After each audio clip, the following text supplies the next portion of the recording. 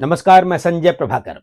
1 फरवरी को पूरा देश बंद रहेगा। भारत बंद का ऐलान कर दिया गया है और इसकी वजह आप जानते भी होंगे, हो सकता है, क्योंकि पूरे सोशल मीडिया हो, न्यूज चैनल्स हो और साथ में अखबार हो, हर जगह खबर आप पढ़ रहे होंगे। पूरे भारत में क्रांति की आग फैलती जा रही है। शिक्षा के क्षेत्र में यूजीसी के नए नियम लागू करके मोदी सरकार ने दरअसल मधुमक्खी के छत्ते को छेड़ दिया है। आप मानते हैं या नहीं, कमेंट बॉक्स में जरूर लिखिएगा। और देखिए, देश के अलग अलग हिस्सों में जिस तरह का उबाल, गुस्सा और असंतोष सामने आ रहा है, उसे देखकर साफ संकेत मिल रहे हैं कि सरकार के लिए अब इस फैसले से पीछे हटना मजबूरी बन सकता है। क्योंकि अगर वक्त रहते इस पर पुनर्विचार नहीं हुआ तो सामाजिक सद्भावना में ऐसी दरार पड़ सकती है जिसे बाद में भर पाना, पाट पाना आसान नहीं होगा, बहुत मुश्किल होगा, इसे असंभव ही मान लीजिए। और इस नियम को लेकर अब मोदी सरकार कानून के भंवर में फंस चुकी है। अब सरकार को सुप्रीम कोर्ट का सामना करना पड़ेगा। अब जो मैं बताने जा रहा हूं उसे बहुत गौर से सुनिएगा दोस्तों, बहुत गौर से। लेकिन उससे पहले मेरी आपसे दिली गुजारिश है कि अगर आपने अभी तक मेरे इस चैनल को सब्सक्राइब नहीं किया है तो तुरंत कर लीजिए और वीडियो देखने के बाद लाइक बटन दबाना मत भूलिएगा। कमेंट बॉक्स में आप अपने विचार जरूर लिखिएगा, क्योंकि आपके विचारों से, आपके कमेंट से देश की दशा और दिशा दोनों बदल सकती है, तय हो सकती है। तो आइए नजर डालते हैं मुद्दे पर। ये यूजीसी का जो नया नियम लागू किया गया है, इस नए नियम की वैधानिकता को चुनौती देते हुए सुप्रीम कोर्ट के एडवोकेट विनीत जिंदल ने सुप्रीम कोर्ट में एक याचिका यह कहते हुए दाखिल कर दी है कि इस नियम ने जनरल कैटेगरी के मौलिक अधिकारों पर चोट किया है, चोट। इसी पॉइंट पर मोदी सरकार को अब यू टर्न लेना पड़ेगा, ऐसा लग रहा है। क्योंकि सुप्रीम कोर्ट में एडवोकेट विनीत जिंदल ने यूजीसी के नए नियमों के खिलाफ जो याचिका दाखिल की है, उसमें उन्होंने सीधी और साफ साफ बात लिखी है कि ये नियम समानता नहीं, इक्वालिटी नहीं, बल्कि नया भेदभाव पैदा कर रहे हैं। याचिका में यह भी कहा गया है कि यूजीसी ने अपने नए नियमों में जाति आधारित भेदभाव की परिभाषा को, डिफिनेशन को सिर्फ एससी, एसटी और ओबीसी तक सीमित कर दिया है। यानी अगर इन्हीं वर्गों के साथ भेदभाव होगा तभी शिकायत मानी जाएगी। सोचिए कितनी गंभीर बात है। और जबकि जनरल कैटेगरी के छात्र या शिक्षक अगर भेदभाव का शिकार होंगे या होते हैं तो उन्हें इस नियम के तहत कोई सुरक्षा नहीं मिलेगी। यही सामने आ रहा है जो समझ में। और ऐसे में विनीत जिंदल का कहना है कि ये नियम अपने आप ये मानकर चलते हैं कि भेदभाव केवल एक ही दिशा में होगा या होता है, जबकि सच्चाई ये है कि किसी भी व्यक्ति के साथ किसी भी जाति के आधार पर भेदभाव हो सकता है। मानते हैं ना आप? देखिए, याचिका में साफ तौर पर कहा गया है कि यह व्यवस्था, ये जो नया नियम लागू किया गया है, यह व्यवस्था संविधान के समानता के अधिकार के खिलाफ है। समानता के अधिकार के खिलाफ है, क्योंकि कानून की नजर में सभी नागरिक बराबर होने चाहिए हमारे संविधान के हिसाब से, न कि कुछ को सुरक्षा और बाकी को बाहर कर दिया जाए। ऐसे में जिंदल ने सुप्रीम कोर्ट को बताया कि यह नियम आर्टिकल 14, हमारे संविधान के आर्टिकल 14 यानी समानता के अधिकार, और आर्टिकल 15 यानी जाति के आधार पर भेदभाव से सुरक्षा, और आर्टिकल 21 यानी सम्मान के साथ जीने के अधिकार का सीधे सीधे उल्लंघन करता है। और याचिका में इसे साफ शब्दों में रिवर्स डिस्क्रिमिनेशन यानी उल्टा भेदभाव बताया गया है, जहां सामाजिक न्याय के नाम पर नई असमानता खड़ी की जा रही है। नई असमानता खड़ी की जा रही है, ये आरोप सामने आ रहा है।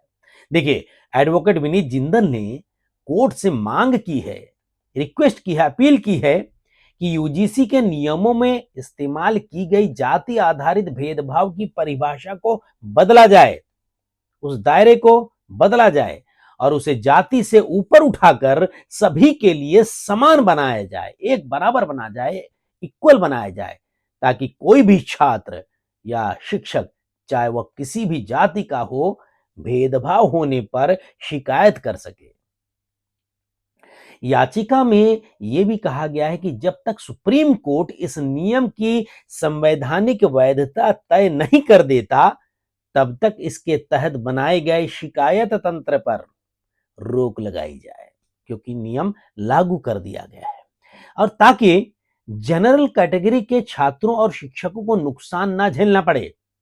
देखिए, कुल मिलाकर ये याचिका सीधे तौर पर यूजीसी और सरकार के उस दावे को चुनौती दे रही है जिसमें कहा जा रहा है कि नए नियम सबके लिए बराबर हैं। ऐसा कहा जा रहा है सर, क्योंकि याचिकाकर्ता के मुताबिक मौजूदा रूप में ये नियम बराबरी की नहीं है, इक्वालिटी की बात नहीं कर रहा है ये नियम, बल्कि चुनिंदा वर्गों को विशेष अधिकार देने वाली व्यवस्था बन गए हैं ये नियम। एक और खबर सुन लीजिए।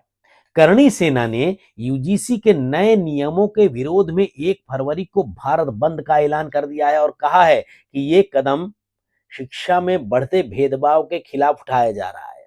और देखिए, मध्य प्रदेश के इंदौर में हुए प्रदर्शन के दौरान करणी सेना के अध्यक्ष अनुराग प्रताप सिंह ने बंद की घोषणा करते हुए कहा कि अगर नियम वापस नहीं लिए गए तो आंदोलन और तेज किया जाएगा।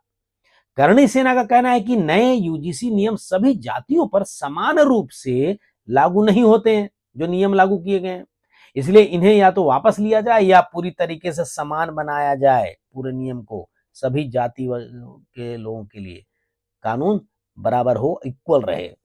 और देखिए, ये सारी खबरें, ये सारी जानकारी मैं दे रहा हूं आपको जो मेरे ऑनलाइन रिसर्च में जो सामने आई हैं, ऑनलाइन रिसर्च में वो मैं आपको बता रहा हूं उसके आधार पर। और देखिए, पिछड़े समाज के नाम पर आजादी के बाद से, यानी कि जब से भारत आजाद हुआ तब से लेकर अब तक लगभग हर सरकार ने तुष्टीकरण की राजनीति की है। ये आप मानेंगे या नहीं मानेंगे, सोचिएगा।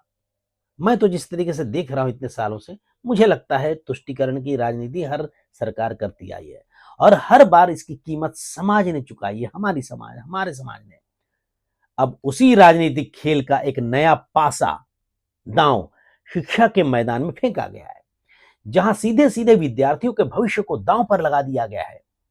देश भर से सामने आ रही विरोध की तस्वीरें, सड़कों पर उतरते छात्र, नाराज शिक्षक और बयानबाजी करती राजनीति, यही इशारा कर रही है कि मामला सिर्फ एक नियम का नहीं है, बल्कि आने वाली पीढ़ियों के भविष्य और सामाजिक संतुलन का खतरा बनता नजर आ रहा है।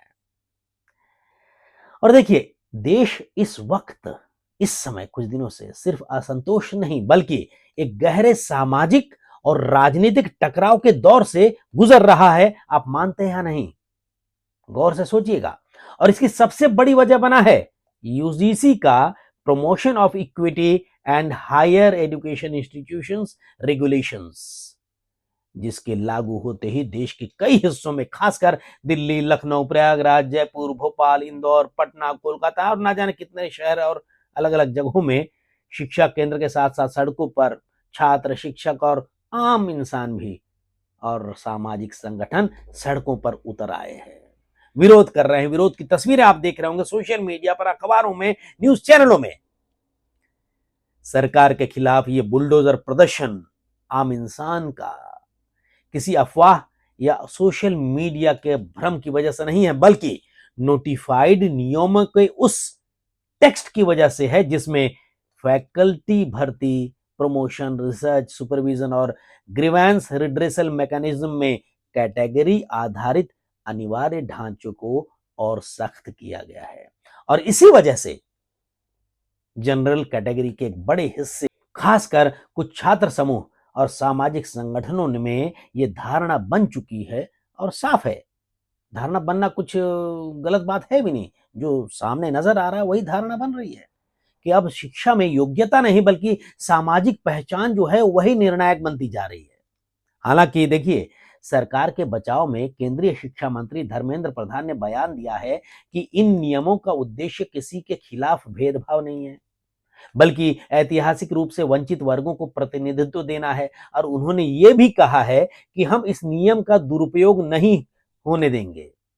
धर्मेंद्र प्रधान ने कहा है कि इस नियम का हम दुरुपयोग नहीं होने देंगे। ये कब कहा? जब विरोध के स्वर मुखर होते चले गए और अभी क्रांति और तेजी से बढ़ रही है, तब सरकार की तरफ से धर्मेंद्र प्रधान ने ऐसा कहा। लेकिन जमीनी हकीकत यह भी है, इस बयान के बावजूद नोटिफिकेशन में एक कोई भी ऐसा स्पष्ट यानी क्लैरिटी और कठोर दंडात्मक प्रावधान नजर नहीं आ रहा है।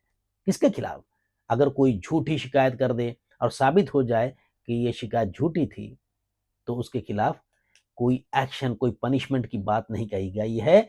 और जो झूठी या दुर्भावनापूर्ण शिकायतों पर रोक लगा सके, ऐसा कोई प्रावधान नजर नहीं आ रहा है अभी जो नियम लागू किया गया। और यही वह जो पॉइंट है, यहां से विरोध तेज होता चला गया और होता जा रहा है और होगा, ऐसा मुझे लग रहा है।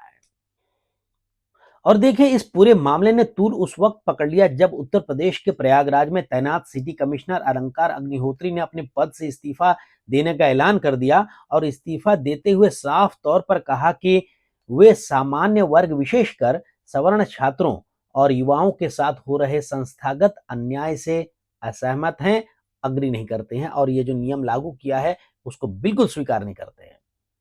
और हर्ट होकर उन्होंने इस्तीफा दिया। यह इस्तीफा केवल देखिए व्यक्तिगत निर्णय नहीं, बल्कि सिस्टम के भीतर मौजूद असंतोष का बड़ा संकेत माना जा रहा है। और इसी बीच भारतीय जनता पार्टी के भीतर भी, जिनकी केंद्र में भी सरकार है और उत्तर प्रदेश में भी और अन्य कई राज्यों में, भारतीय जनता पार्टी के भीतर भी असहमति खुलकर सामने आ रही है। और एक ताजा उदाहरण देखिए, बीजेपी किसान मोर्चा के मंडल अध्यक्ष श्याम सुंदर त्रिपाठी ने नए यूजीसी नियमों को अत्यंत विभाजनकारी और समाज को तोड़ने वाला बताते हुए पार्टी से इस्तीफा दे दिया और कहा कि वे ऐसे फैसले का समर्थन नहीं कर सकते जो योग्यता के बजाय जाति को केंद्र में लाए। और इसके अलावा उत्तर प्रदेश विधान परिषद के सदस्य देवेंद्र प्रताप सिंह ने सार्वजनिक रूप से बयान दिया कि ये जो नया नियम लागू किया गया है यूजीसी का, उन्हें रॉलेट एक्ट की तरह याद दिलाता है। उन्होंने सवाल उठाया कि 2025 के ड्राफ्ट में, यानी कि इस नियम की ड्राफ्टिंग जब हुई थी पिछले साल, तो उसमें झूठी शिकायत साबित होने पर शिकायतकर्ता को पनिशमेंट देने की बात मेंशन थी। लेकिन जब ये नोटिफिकेशन जारी कर दिया गया, इस नियम को लागू कर दिया गया इस साल अभी 2026 में, तो पनिशमेंट की बात गायब है, नियम को कमजोर कर दिया गया। अब यहीं से बहस बहुत बड़ी बन गई, राष्ट्रव्यापी बहस। और देखिए, सामान्य वर्ग के विरोध करने वाले समूह ये कह रहे हैं कि उन्होंने पहले से ही SC/ST एट्रोसिटी एक्ट के दुरुपयोग की भारी कीमत चुकाई है। बड़ी संख्या में हम देखते आए हैं, खबरों में सुनते आए हैं, पढ़ते आए हैं कि झूठे केस लगाकर, SC/ST एट्रोसिटी एक्ट लगाकर कई लोग जेल चले गए और बाद में पता चलता है कि वो दुर्भावना की वजह से की गई थी, झूठे साबित होते हैं और बहुत लोग इसको झेल रहे हैं। वैसे में सुप्रीम कोर्ट खुद कई मामलों में यह टिप्पणी भी कर चुका है, खासकर एट्रोसिटी एक्ट को लेकर, कि इस कानून का उद्देश्य सुरक्षा है, उत्पीड़न नहीं है। फिर भी NCRB और राज्य पुलिस के आंकड़े बताते हैं कि बड़ी संख्या में मामले फाइनल रिपोर्ट में झूठे या दुर्भावनापूर्ण पाए जाते हैं। खबरें आती रहती हैं, आप गूगल में जाइए, टाइपिंग कीजिए, बहुत सारी बातें सामने आ जाएंगी, बिल्कुल साफ, क्रिस्टल क्लियर। और बिना प्रारंभिक जांच की गिरफ्तारियां हुई हैं और कई निर्दोष लोग कई साल तक, कई महीनों तक जेल में भी रहे और ऐसी खबरें आती रही हैं, आप देखिए। और जब वही वर्ग देखता है कि शिक्षा के क्षेत्र में भी शिकायत आधारित तंत्र को और ताकत दी जा रही है, लेकिन झूठे मामलों पर सख्त दंड की गारंटी नहीं है, प्रावधान ही नहीं है, अगर कोई झूठी शिकायत करता है और ये साबित होता है तो वो मस्त रहेगा, कोई टेंशन नहीं, बिंदास रहेगा, उसके खिलाफ कोई कार्रवाई की व्यवस्था है ही नहीं इस नियम में। यानी फर्जी केस दाखिल करने वालों के खिलाफ पनिशमेंट की बात नहीं की गई है। मतलब यह है कि आरोप झूठे साबित हुए तो आरोप लगाने वाले मस्त रहेंगे, मौज करेंगे और जब तक कानूनी कार्रवाइयां चलेंगी, फंसने वाला तो जिंदगी का सबसे खतरनाक दिन काट रहा होगा। तो ऐसे में जनरल कैटेगरी का डर स्वाभाविक है। यही वजह है कि सोशल मीडिया से लेकर सड़क तक गुस्सा फूट पड़ा। और देखिए, मशहूर कवि और कथाकार कुमार विश्वास ने इस माहौल में सोशल मीडिया पर 4 पंक्तियां लिखी लिखी हुई पोस्ट की। एक एक शब्द की गहराइयों को समझिए। उन्होंने मोदी सरकार को अपने शब्दों से याद दिलाया कि संविधान के निर्माण से लेकर अब तक सवर्णों पर कैसा और कितना अत्याचार हो रहा है और हुआ है। साथ ही कटाक्ष करते हुए शब्दों का तीखा बाण भी मारा है। उन्होंने पोस्ट किया, जिस पोस्ट में लिखा हुआ है, चाहे तिल लो या ताड़ लो राजा, राई लो या पहाड़ लो राजा, मैं अभागा सवर्ण हूं, मेरा रोया रोया उखाड़ लो राजा। बुलडोजर पंच, जबरदस्त बाण। और ये पंक्तियां देखते ही देखते वायरल हो गई सोशल मीडिया में, क्योंकि बहुत से लोगों ने इसमें दशकों से झेले जा रहे सामूहिक अपराध बोध, अपमान और संस्थागत भेदभाव की झलक देखी। सवर्ण संगठनों का कहना है कि शिक्षा पहले ही आरक्षण की अमरबेल से जकड़ी हुई थी और जकड़ी हुई है। जहां सामान्य वर्ग का गरीब छात्र ना आरक्षित कोटे का लाभ ले पाता है और न ही आर्थिक आधार पर पर्याप्त संरक्षण उसे मिलता है। और अब यूजीसी के नए नियम उस असंतुलन को और वैधानिक बना रहे हैं, उस असंतुलन को और वैधानिक रूप दे रहे हैं। और देखिए, इस पूरे घटनाक्रम को राजनीतिक एंगल से अलग करके नहीं देखा जा सकता, बिल्कुल नहीं देखा जा सकता अलग करके, क्योंकि इस समय, इस साल 2026 में कई राज्यों में चुनाव होने जा रहे हैं और चुनावी साल की ओर बढ़ रहा इस समय भारत, और पश्चिम बंगाल, तमिलनाडु, केरल, असम और पुदुचेरी जैसे राज्यों में विधानसभा चुनाव होने जा रहे हैं, आपको मालूम है, जहां सामाजिक और जातिगत समीकरण निर्णायक भूमिका निभाते हैं हर चुनाव में।